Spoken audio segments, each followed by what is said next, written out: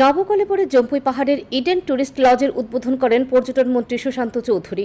এই উপলক্ষে গতকাল আয়োজিত অনুষ্ঠানে উপস্থিত ছিলেন বিদ্যুৎ মন্ত্রী রতনলাল নাথ, শিল্প ও বাণিজ্য মন্ত্রী শান্তনা চাকমা, বিধায়ক ফিলিপ কুমার রিয়াং প্রমুখ। এই লজ নির্মাণে ব্যয় হয়েছে প্রায় 5 কোটি টাকা। মন্ত্রী সুশান্ত চৌধুরী জানান, পর্যটকদের আরামদায়ক থাকার অভিজ্ঞতা দিতে স্টার ক্যাটাগরির মান বজায় রেখে লজটি নতুনভাবে নির্মাণ করা হয়েছে।